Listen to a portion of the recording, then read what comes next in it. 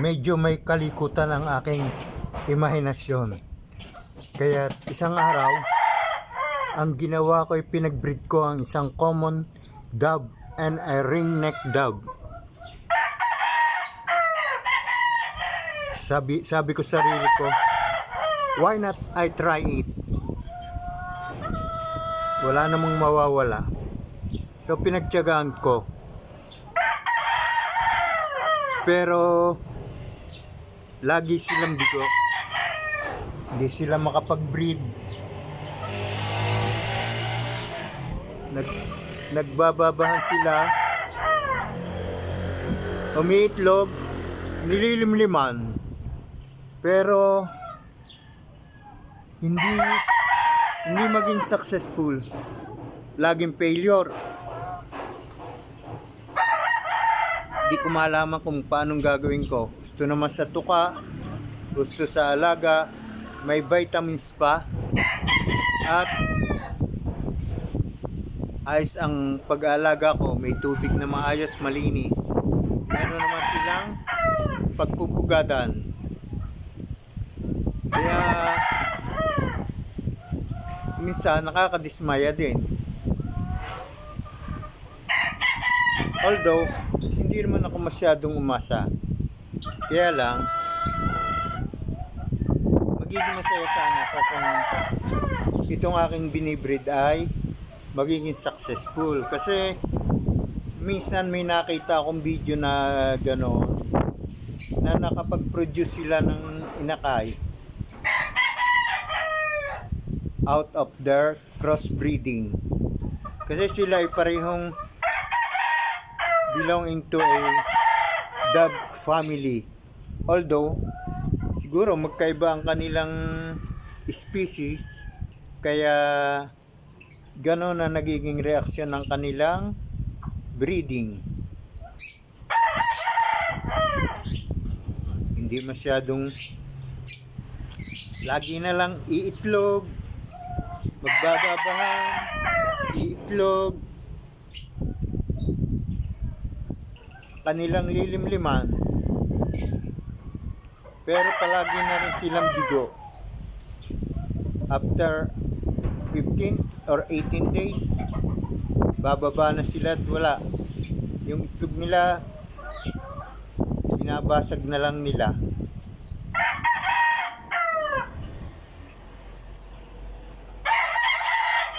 So hindi ko alam kung paano magiging successful. Hinayaan ko na lang siya. Sabi ko, come what may, ano man mangyari, yun na lang. Until finally, after more than a year of trying and trying, kahit maraming failures, finally noong February 27, 2026, aba, minakita akong isang itlog na nilimliman at napisa siya, at ito ang naging offspring. Yan, siya ang naging offspring, kulay gray pero maganda. Ayan naman ang kanyang hen, isang ringneck dove, at ito ang kanyang cock. Ang kanyang tatay ay common dove o kalapati natin na tinatawag. Malaki siyang barako at maliit lang ang kanyang inahin. Maliit lang siya pero maganda. Mabait naman yung inahin na yan. Kahit alpasan mo, hindi yan lumilipad ng malayo. Kaya madali siyang huhulihin kahit alpasan mo. Yan naman kalapati na yan ay bigay lang sa akin. At yan nga po ang inakay. Ganda. Aatikain ko. at susubukan paramihin.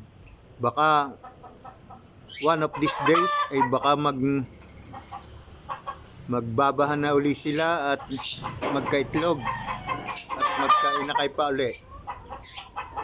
Gusto kong maparami sila at masubukan kung ano ang magiging outcome. Sana naman this time pag sila ay nag-breed ay lagi na successful at hindi na failure. As you can see, maganda ang inakay.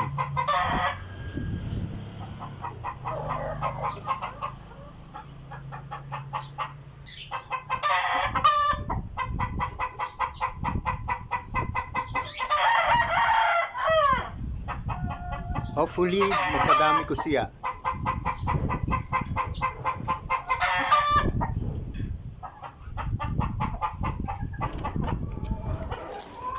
At dito pa, marami pa akong wild birds. Yan.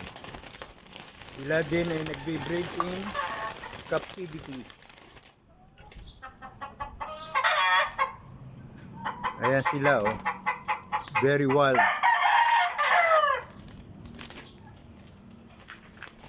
Unlike dito sa mga ibon na ito, sila yung mababait na ibon. Oh.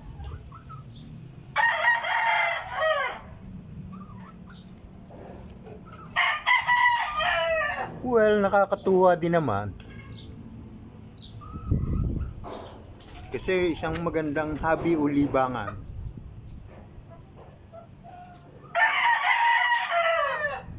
Kaya inspiring din na mag-alaga ka ng ganitong ibon. Kahit pa sabihin mo na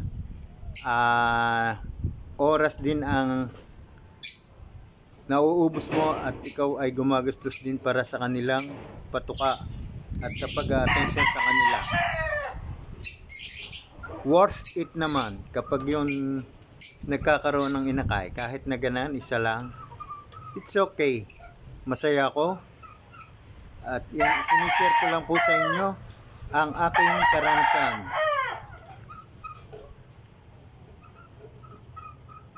Yan po sila.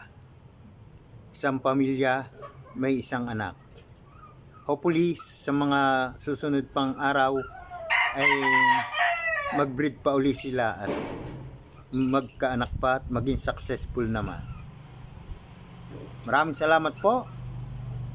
If you like my video, subscribe naman po. Like and share. God bless everyone.